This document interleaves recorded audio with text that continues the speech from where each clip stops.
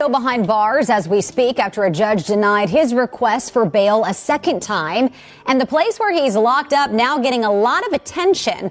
The Metropolitan Detention Center, the only federal jail in New York City, is known for violence, poor conditions, and a string of celebrity detainees. And Diddy's attorneys want him out. NBC News' Yasmin Youssian has more. From his $48 million Miami mansion to hell on earth where chaos reigns. Just some of the words used to describe the Metropolitan Detention Center where Sean Diddy Combs is now being held without bail after pleading not guilty to sex trafficking and racketeering charges.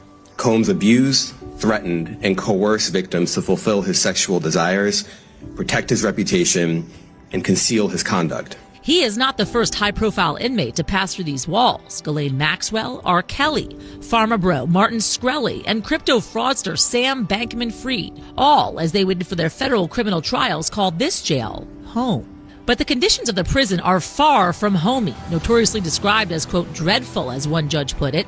Some on the bench have even moved away from sending nonviolent defendants there.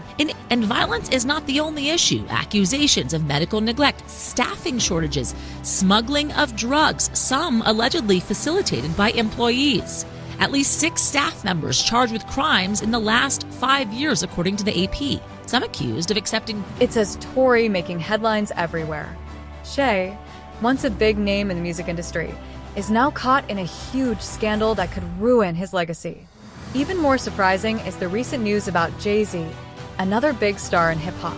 Is going to mandate that they are responsible for your well-being. They have to ensure the safety of your well-being. Occupy the streets until they get heat. In the winter of 2019, protests over a power outage left inmates without light or heat for a week in the cold. I understand how cold it must be in those cells, and not to have any electricity, any lights, and to not be able to communicate with your family is just inhumane. The prison has about 1,200 detainees and is the only federal prison in the nation's largest city. The DOJ shut down New York City's other federal jail, the Metropolitan Correctional Center, back in 2021, 2 years after Jeffrey Epstein died by suicide there. A Bureau of Prisons spokesman telling NBC News they, quote, take seriously addressing the staffing and other challenges at MDC Brooklyn, adding the director appointed an urgent action team and they've increased staffing. MDC has historically had tremendous problems and the problems aren't resolved. Combs' lawyers originally hoping he could await trial under house arrest at his mansion, now arguing for him to be moved to a prison in New Jersey in the lead up to this trial, citing the prison's poor conditions, violence, and deaths. On Wednesday, his lawyer said he was being held in a special housing unit with an extra level of security. These two giants of the entertainment world are now caught up in shocking allegations no one saw coming. Let's explore the dark and complicated story as Diddy faces harsh conditions in prison and Jay-Z finds himself under heavy scrutiny. Combs has been denied bail in connection with the sexual abuse and sex trafficking charges he faces. And as Les Trent reports, the music mogul who once traveled by private jet to all those mansions is now in a jail that is notorious for its bad living conditions. Music mogul Sean Diddy Combs spent his first night behind bars inside a facility that is being called hell on earth. The Metropolitan Detention Center in Brooklyn is notorious for its appalling living conditions and rampant violence. How bad is it inside this federal lockup? There have been 2 murders, 4 suicides, and numerous stabbings and lockdowns in recent years. It's so out of control inside that 4 federal judges are reportedly refusing to send any more prisoners here. Donald Trump's former fixer, Michael Cohen, spent a harrowing year in federal custody. He says for someone used to a life of luxury like Diddy, prison life is a severe shock. You have a desk, you have a plastic chair, you have your bed with a 1.5-inch mattress, no pillow, and you also have a locker. So you basically have 3 feet by 5 feet to move around. So you have a basic 15 square feet. It is a horrible, horrible place. Diddy's lawyers were so eager to keep him out of jail, they offered his palatial $48 million home in Miami Beach and his private jets as bail. Today, they are even offering to restrict female visitors to his homes, except for his mother, daughters, and the mothers of his children if he is released. They told the judge the jail he was being sent to is dreadful, dirty, inhuman, and an ongoing tragedy. How's your dad doing?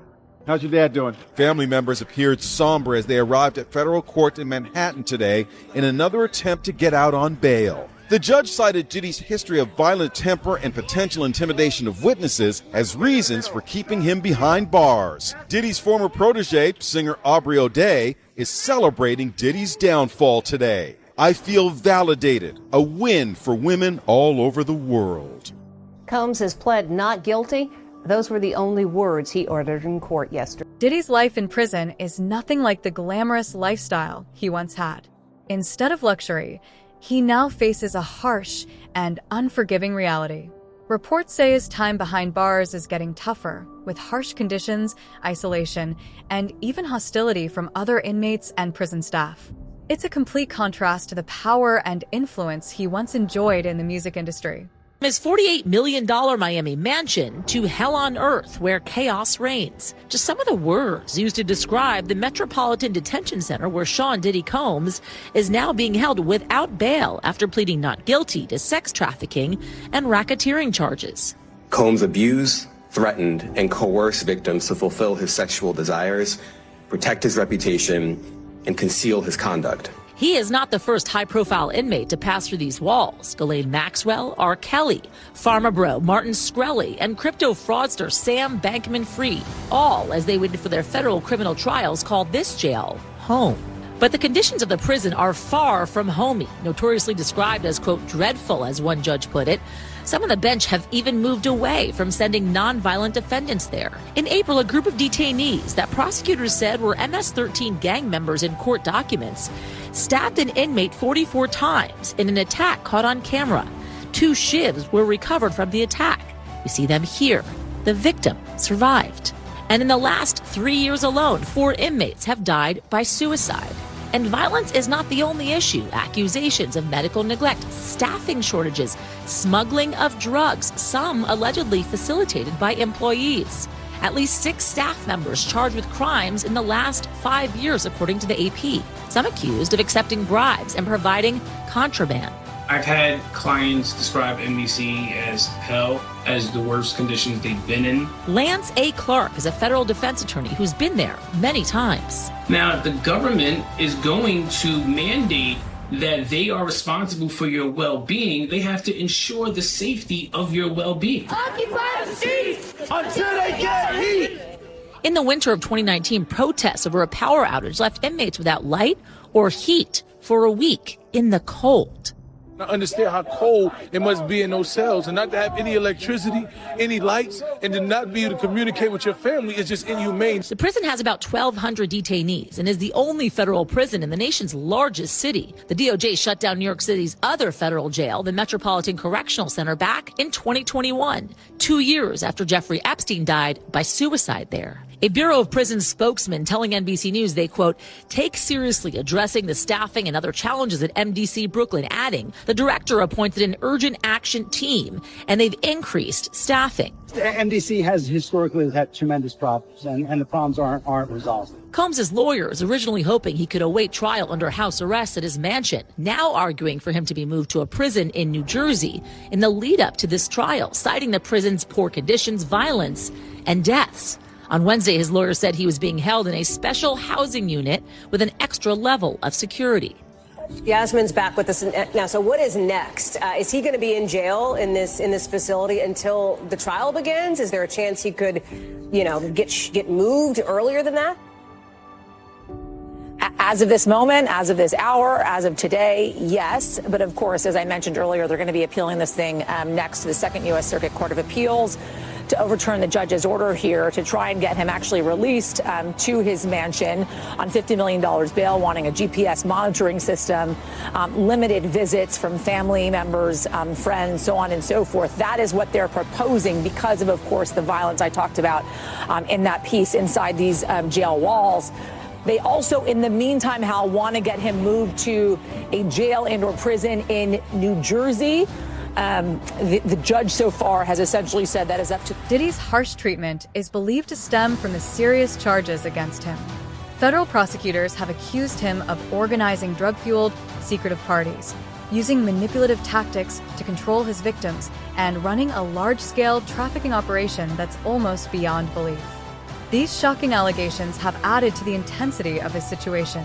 Shut down New York City's other federal jail, the Metropolitan Correctional Center, back in 2021, 2 years after Jeffrey Epstein died by suicide there. A Bureau of Prisons spokesman telling NBC News they, quote, take seriously addressing the staffing and other challenges at MDC Brooklyn, adding the director appointed an urgent action team and they've increased staffing. The MDC has historically had tremendous problems, and the problems aren't resolved. Combs' lawyers originally hoping he could await trial under house arrest at his mansion, now arguing for him to be moved to a prison in New Jersey in the lead up to this trial, citing the prison's poor conditions, violence, and deaths. On Wednesday, his lawyer said he was being held in a special housing unit with an extra level of security. Yasmin's back with us now. So what is next? Is he going to be in jail in this facility until the trial begins? Is there a chance he could, get moved earlier than that? As of this moment, as of this hour, as of today, yes. But of course, as I mentioned earlier, they're going to be appealing this thing next to the Second U.S. Circuit Court of Appeals to overturn the judge's order here to try and get him actually released to his mansion on $50 million bail, wanting a GPS monitoring system, limited visits from family members, friends, so on and so forth. That is what they're proposing because of course, the violence I talked about in that piece inside these jail walls. They also, in the meantime, Hal, want to get him moved to a jail and or prison in New Jersey. The judge so far has essentially said that is up to the Bureau of Prisons to make that decision. Nonetheless, it's all going to be on appeals leading up to the trial. His next court appearance, by the way, October 9th. So looking for that, of course, and any decisions coming out from the Second U.S. Circuit Court of Appeals on this order.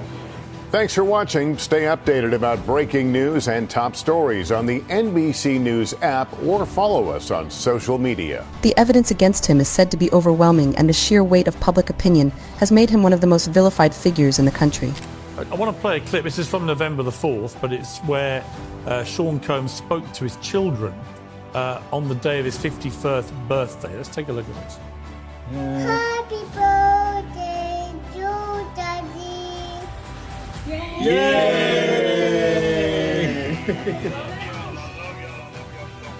We love you too. Love you, Pastor. I can't wait to see y'all. Yeah. Can't wait to see y'all. And I'm just want to say I'm proud of y'all, especially the girls. I mean, all of y'all. This is for being strong. Thank y'all for being strong, and thank y'all for being by my side and supporting me. I love y'all. I got the best family in the world. Miss Stacey Schneider, we saw that, obviously put out on social media, designed to make him look like a good father, good family man, the last person who could possibly be guilty of these incredibly serious things he's been charged with. We also, when he was at the bail hearing, and I'll come to that in a moment with you, he seemed to wink and laugh at the media. His own behavior here, how relevant will that be in the general mix? So prosecutors raised that video we just saw with the family as him trying to allegedly tamper with the jury pool and create this image, but I don't really buy it. And as a criminal defense attorney, I don't think there was much wrong with the family video. He wasn't signaling to witnesses in the case. He wasn't commenting on the evidence in the case. He wasn't even declaring his innocence. He was merely sending out a video of his family wishing him well for his birthday. And when he goes to trial, there is no doubt in my mind, and I know as an attorney, I would tell him to do this. I would have his family sitting in the front row behind him, showing their support. It's very important that you show that people, are vested in the outcome of the case, that you have family members involved, and it's important. This man is in media, and I don't blame him for trying to sway the optics and show he's a good family guy. I think that has no effect on the outcome of the case, and it should not affect bail. But he's done plenty of other things that are going to go against his getting bail, and this should be the least of it. Yeah, I mean, on the issue of the bail, the court rejected the idea that Diddy be kept under house arrest at his island home in Miami. The district judge said that's not going to work. However, the judge did seem to potentially open the possibility to confinement with around-the-clock security at a 3-bedroom apartment on Manhattan's Upper East Side. I mean, from everything you've gleaned from this case, Stacey, how likely is it that he will be let out on bail? So I'm calling it 50-50 right now. The reason they didn't want to use the Miami house is because it actually has a boat deck or a boat pier behind the house, and they were worried about people coming up behind the house. The New York City apartment, which is this 3-bedroom apartment in New York, which isn't that large for a mogul like that, which is interesting. But that they're going to hire private people. Making things worse, over 100 alleged victims are now planning to take legal action against Diddy. The accusations are overwhelming, each more shocking than the one before. While his defense team insists he's innocent and claims he's the target of a coordinated smear campaign, the upcoming criminal trial in May 2025 leaves him facing an uphill battle. Hiring private people to guard that, to monitor who comes in and out, who he can speak to from the home, what phone lines are available to him. But the problem is, I don't know that the judge is going to give him that break, which most defendants would get with these types of charges. I mean, such an unusual case. This isn't like he's a danger to the community at large. He's a danger to the limited number of people he allegedly engaged in. But I think that the use of his resources, extending out, and his alleged attempts while he's in prison to reach out to witnesses potentially is going to hamper the judge's decision to let this happen. But in all fairness, you probably should give him that opportunity based on the charges. Officer Tatum, I mean, during the hearing, the defense lawyer, Mark Agnifilo, disputed the prosecutor's contention that a 2016 hotel surveillance video of Diddy assaulting his former girlfriend, Cassandra Ventura, we mentioned this earlier, known as Cassie, obviously, showed there was a risk he would act violently if released. I mean, you know, it wasn't just that video. We've had a lot of women come forward and talk about either what happened to them or to other people, other women, involving his, his tendency to commit acts of violence against women. This idea of whether he's a danger to the public, he's obviously a violent guy. We saw it with our own eyes. When you drag a woman through a hotel corridor, oblivious to the fact there are cameras, and just start beating her up, that's a dangerous guy, as far as I'm concerned. Well, I think he's conditionally dangerous, meaning that when he's in situations where his anger gets the best of him, he lash out on people and can really do some damage. Obviously, we saw on camera one incident. I'm sure he beat her all the time. At least that's what she alleged.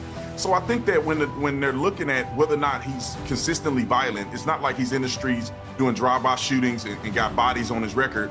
So they're not going to consider him to be a present dangerous person. However, his financial means and the history of alleged things that he's been involved in, which using other people to commit crimes, is the thing that I think they should be most worried about. P. Diddy got a ton of money. He got a ton of influence. The reason people have been quiet so many years is because I believe, and this is my opinion, I think that they're afraid for their lives. I mean, he can get hitmen to come out and touch you. Right. And he's rapped about it. He's been involved with situations like that. People think he has something to do with Tupac's death. And so I think that they should consider that him being out could cause him to use other people to act on his behalf to do violent things to get him out. He has a lot to lose, and people that have a lot to lose will do crazy things. Yeah, I mean, Lord Jamar, I mean, look, he's always portrayed himself, yes, as a mogul, but also as a bit of a gangster.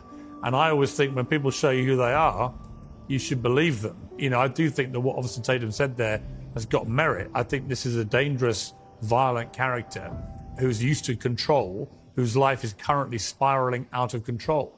And as such, I would think he might represent a danger to people, particularly those, as Officer Tatum said, who might want to testify against him.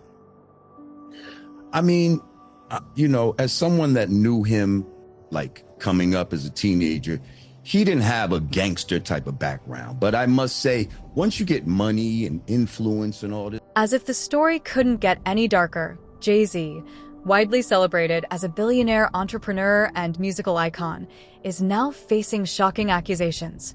A civil lawsuit claims that Jay-Z and Diddy allegedly assaulted a 13-year-old girl at an afterparty following the 2000 MTV Video Music Awards. The lawsuit also alleges that other celebrities were present, but did nothing to stop the assault.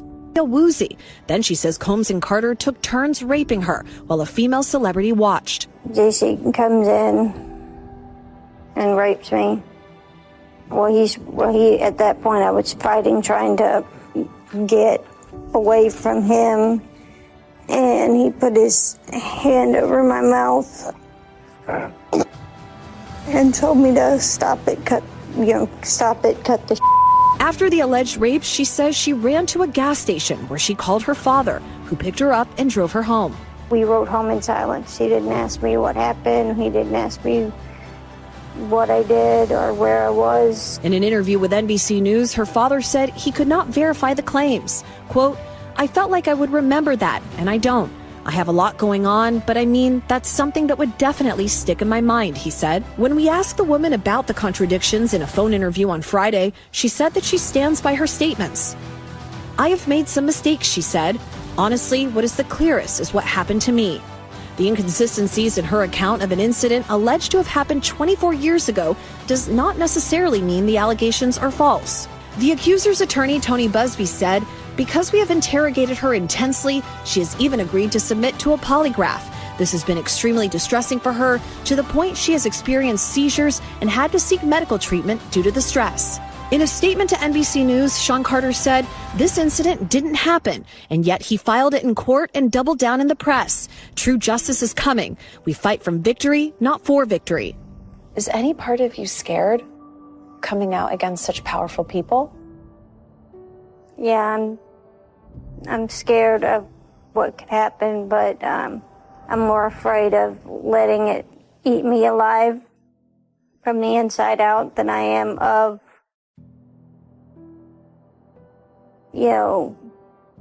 being chastised by their fans. All right, Chloe Malas joining us now live. Chloe, we just heard a very strongly worded statement from Jay-Z. What else are you hearing from him and his team? Yes, so his attorney said that they're going to ask the court to, quote, dismiss this frivolous case. And also moments ago, we heard from Diddy's legal team, and I want to read you some of what they said. They said, quote, "This is the beginning of the end of this shameful money grab." And remember, he remains behind bars at Brooklyn's Metropolitan Detention Center, and his criminal trial begins in May. All right, very thorough reporting there. Chloe, thank you so much for that. Thanks for watching. Stay updated about breaking news and top stories on the NBC News app or follow us on social media. Jay-Z has strongly denied the allegations, calling them a clear attempt at blackmail. In a bold statement, he accused the victim's lawyer of trying to extort him. "These allegations are so serious," Jay-Z said, "that I urge you to file a criminal complaint, not a civil one. Anyone who would commit such a crime against a minor deserves to be behind bars." Tonight, Jay-Z fighting back against a rape accusation. His attorney filing a letter to the judge to dismiss the rape lawsuit against his client, citing an NBC News exclusive that found inconsistencies with the accuser's story. You should always advocate for yourself. It comes after our interview with a 38-year-old mother from Alabama who accuses Sean Diddy Combs and Sean Jay-Z Carter of raping her when she was 13 years old. She asked us not to reveal her identity. What made you want to come forward? Because I think that I've been quiet long enough. She says that she went to the MTV Video Music Awards in 2000. The woman says she spoke to Combs' limo driver, who offered her a ride to an after party. She says at the party, she spoke to musician Benji Madden and his brother. I'm talking to Benji Madden about his tattoo. It's the Last Supper. In a statement to NBC News, a representative for the Maddens confirmed that they did not attend the 2000 VMAs and that they were on tour in the Midwest at that time. At the after party, she says she had a drink that made her feel woozy. Then she says Combs and Carter both raped her. She says she ran to a gas station where she called her father, who picked her up. We rode home in silence. He didn't ask me what happened. In an interview with NBC News, her father said he could not verify the claims. "I feel like I would remember that, and I don't," he said. When we asked the woman about the contradictions in a phone interview on Friday, she said she stands by her statements. "I have made some mistakes," she said, in remembering what happened 24 years ago. "Honestly, what is the clearest is what happened to me." In a statement to NBC News, Sean Carter said, "This incident didn't happen. True justice is coming. We fight from victory, not for victory." A representative for Combs called the suit a shameless money grab.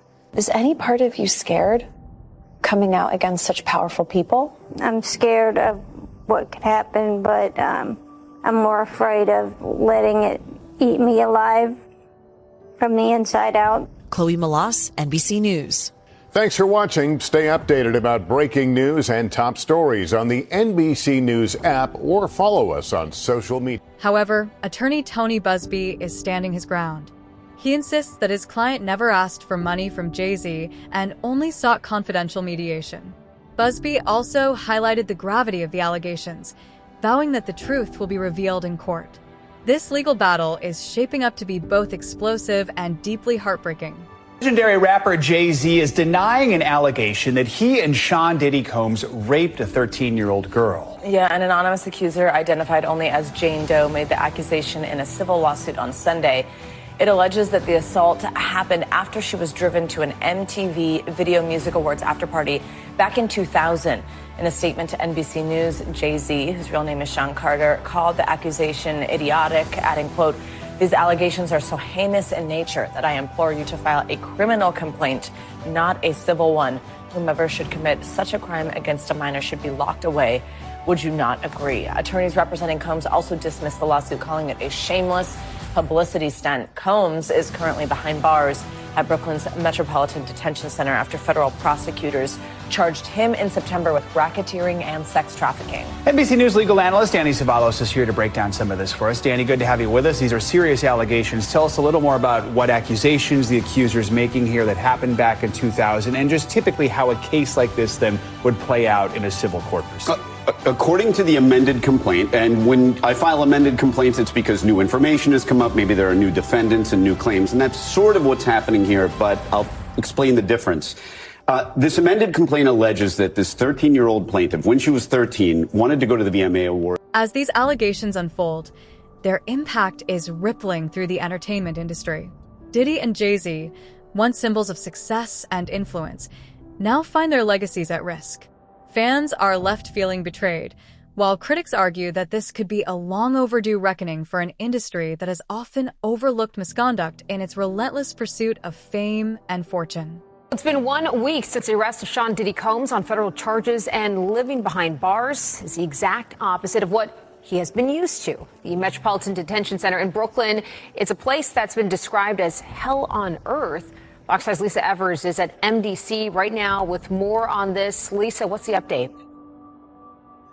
Well, Bianca, we're here at the Metropolitan Detention Center, the MDC. It's a federal jail that houses criminal kingpins and killers who are awaiting the resolution of their cases.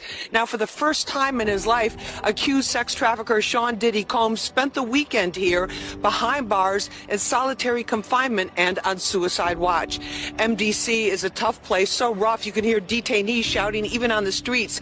There are constant lockdowns due to violent outbreaks, but former detainees I spoke with tell me that the experience here for Diddy will be different. Like other first-time celebrity defendants, he's reportedly under suicide watch, basically naked except for hospital paper, throwaway clothing, and rubber shower shoes. He's under 24-hour watch and kept separate from all other inmates. He has a bed with a blanket and no pillow. There are no electronic devices, but if he's lucky, he'll have the use of a radio for a short time. After being denied bail twice by 2 federal judges, he's expected to stay here until his trial, and this could limit his ability to prepare a defense.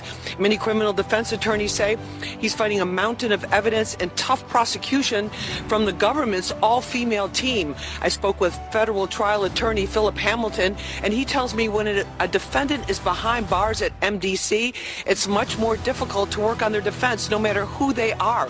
There is no private VIP area for lawyer consults. Here's what Hamilton told me. Even in terms of just being able to converse with his lawyer, he's going to be doing it down in the regular waiting room with everyone else. You know, I can tell you from my experience there were times when I would go to interview clients, let's say during the course of R. Kelly's trial, I would see him right there speaking with his lawyers, just the same as everyone else was down there speaking with their lawyers and visiting with their family members. There's no special wing. Now, other defense attorneys tell me that with this particular jail, there are other issues as well that present difficulties to putting together an effective defense, namely the lack of reliable Wi-Fi or high-speed Wi-Fi. And in a case like Diddy's, which prosecutors say has hundreds of terabytes of data involved in the evidence, that could present a real problem. Now, he can continue to appeal the no bail decision, but that may take too long. We'll have much more for you on this on the Fox 5 News at 5. Live from MDC, I'm Lisa Evers, Fox 5 News. Bianca, back to you. The lawsuits and criminal allegations have also raised uncomfortable questions about the music industry. How many others were aware of these alleged crimes? How many chose to stay silent, prioritizing their careers over justice? The silence of those who are said to have witnessed the attack, as detailed in the complaint, serves as a stark reminder that complicity can be just as damaging as the crimes themselves. Tonight, explosive allegations against legendary rapper and mogul Jay-Z, whose real name is Sean Carter. A new civil lawsuit is accusing him of raping a 13-year-old girl with Sean Diddy Combs, which they both deny. The suit claims the alleged assault happened after the Video Music Awards in 2000, the year Jay-Z was nominated for Big Pimpin'. The mogul, husband of megastar Beyonce, calling the accusation heinous. Now his lawyers also firing back, saying these are false, unfounded allegations. The lawsuit was originally filed in October against Combs, Jay-Z's longtime friend, and an unnamed Celebrity A. But now it has been refiled, naming Celebrity A as Jay-Z. There is nothing unusual about the timing other than the fact that the client authorized us to amend the lawsuit and name Jay-Z as a defendant.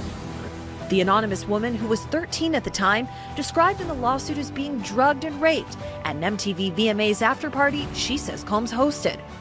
According to the suit, she recalls accepting a drink that made her feel woozy and lightheaded before she says she was raped by Jay-Z and then Combs in a bedroom as an unnamed female celebrity watched. Now Jay-Z accusing the woman's attorney of trying to blackmail him in a demand letter, suggesting the attorney had tried to seek a settlement first. These kinds of demand letters are sent on a daily basis across the United States, and attempting to attack me to take the focus off of the alleged perpetrator won't work, and it won't intimidate us. Sean Combs remains behind bars awaiting trial on various federal charges, including sex trafficking, which he has pleaded not guilty. Busby has filed a string of civil suits against Combs, which Combs' attorneys have dismissed as shameless publicity stunts. And Chloe, we don't know the identity of the accuser, which was the crux of a filing today. That's exactly right, Lester. The accuser is currently listed as Jane Doe in the lawsuit, but just hours ago, Jay-Z's attorney filed a motion demanding that her identity be revealed or have this case completely dismissed. Now, ultimately, this will be the judge's decision, but it's also possible that the accuser, who is now an adult, could come forward and reveal her identity on her own, Lester. All right, Chloe Malas, thank you. Thanks for watching. Stay updated about breaking news and top stories on the NBC News app or follow us on social media. The broader implications for Jay-Z are hard to ignore. While he hasn't been criminally charged, the mere association with such serious allegations is enough to tarnish his empire. From his music to his business ventures, everything he's worked for is now at risk. His marriage to Beyonce, one of the most admired unions in the entertainment world, is also facing intense scrutiny. The impact on her image and career remains uncertain, and only time will reveal the full extent of these effects.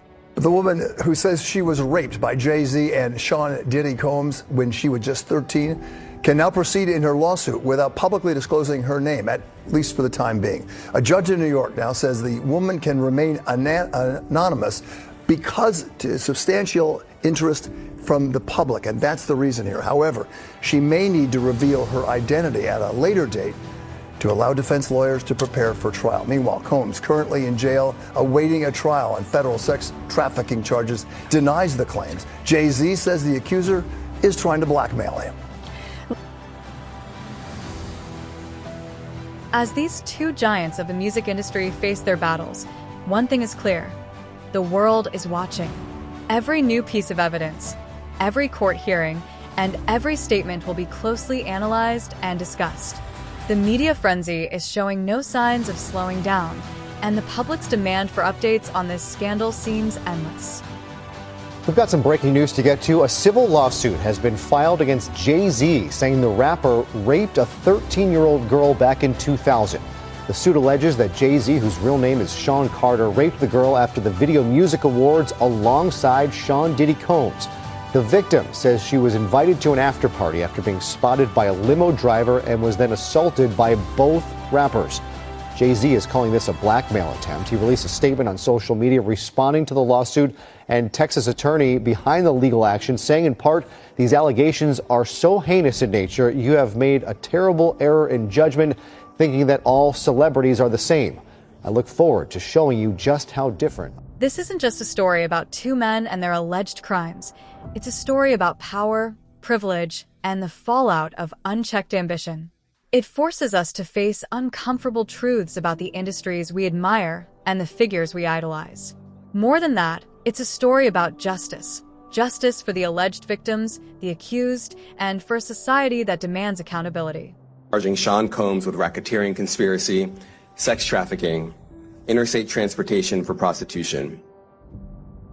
The indictment alleges that between at least 2008 and the present, Combs abused, threatened, and coerced victims to fulfill his sexual desires, protect his reputation, and conceal his conduct. As alleged in the indictment, to carry out this conduct, Sean Combs led and participated in a racketeering conspiracy that used the business empire he controlled to carry out criminal activity, including sex trafficking, forced labor, kidnapping, arson, bribery, and the obstruction of justice. Let me say a little bit more about the charges. The indictment alleges that Combs abused and exploited women and other people for years, and in a variety of ways. As alleged, Combs used force, threats of force, and coercion to cause victims to engage in extended sexual performances with male commercial sex workers, some of whom he transported or caused to be transported over state lines. Combs allegedly planned and controlled the sex performances, which he called freak-offs, and he often electronically recorded them. The freak-offs sometimes lasted days at a time, involved multiple commercial sex workers, and often involved a variety of narcotics, such as ketamine, ecstasy, and GHB, which Combs distributed to the victims to keep them obedient and compliant. As alleged, when Combs didn't get his way, he was violent, and he subjected victims to physical, emotional, and verbal abuse so that they would participate in the freak-offs, and that Combs hit, kicked, threw objects at, and dragged victims, at times by their hair. On one occasion in March of 2016, that conduct was captured on video and later reported in the media. Specifically, Combs kicked, dragged, and threw a vase at a victim in a Los Angeles hotel when the victim was attempting to flee. As alleged, these assaults often resulted in injuries to the victims, which took days or weeks to heal.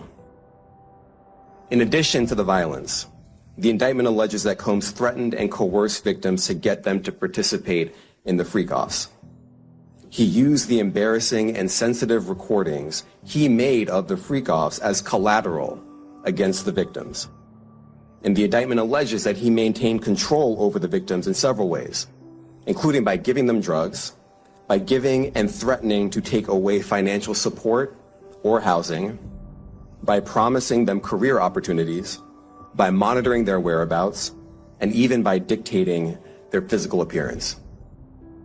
Because of all of this, the indictment alleges that the victims did not believe they could refuse Combs without risking their security or facing more abuse. The indictment also alleges other acts of violence undertaken by Combs and others, including violence against witnesses to his abuse, kidnapping, and arson. The indictment alleges that on more than one occasion, Combs carried or branded. As we await the next chapter in this unfolding drama, it's hard not to wonder, will Diddy and Jay-Z ever recover from this? Can their legacies be saved? Or are they doomed to become cautionary tales? And perhaps the most important question of all, how many more stories like this are out there, waiting to be told?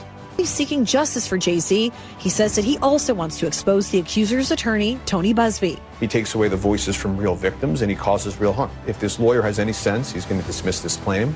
I don't know whether he has any sense. Busby, who has filed more than 20 lawsuits against Combs, told NBC News that he is continuing to vet the accuser's claims and that she has agreed to undergo a polygraph this week.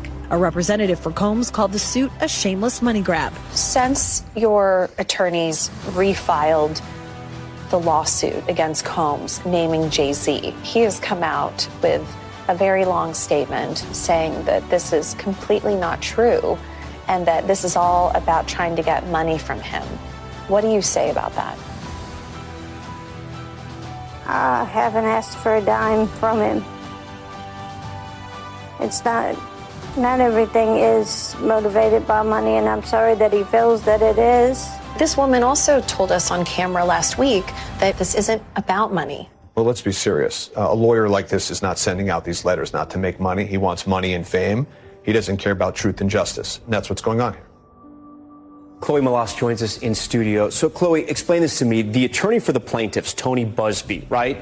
He is sticking by his client even though you've been able to report these inconsistencies and they are now out there in the public? Yes, and because of our exclusive report here on Top Story, he's actually going to have Jane Doe do a polygraph test. He says he hasn't done it yet, but that they are going to be doing it this week. He also said in a statement to us moments ago that their conduct throughout all of this has been beyond reproach and will continue to be, even though that's not what you're hearing Alex Spiro, Jay-Z's attorney, what he's saying. Also, I just want to show you, Jay-Z's team created a timeline. Obviously, they are, even though this took place allegedly 24 years ago, right? They are saying that there is just no way that he could have been at the VMAs. He's on camera there until the end of the VMAs, which ended right after 11, and that there are photographs of him at the Lotus Club in Manhattan, and they say he was there till 3 a.m., and then he went to the music studio. So, again, they are adamant that he was not at that party. That he was not at any sort of after party. I do want to ask you this. What is Jay-Z's sort of legal team strategy in describing the relationship between Diddy and Jay-Z? Because there are a ton of photos of them over the years, obviously before these allegations came out. And this civil suit, Tom, originally just named Combs, and then it was amended last weekend to include Jay-Z. What Alex Spiro said to me today is that although publicly Jay-Z supported Diddy, they were not best friends. They were not as close as you thought that they were. So in terms of knowledge of what went on allegedly at these white parties and what took place allegedly in these civil suits and the criminal charge and the trial, he says Jay-Z has no knowledge of any of that. Again, he publicly supported him as a fellow musician and someone where they came up together in the industry, but that they weren't as close as you thought. Thanks for watching. Stay updated about breaking news and top stories on the NBC News app or follow us on social media.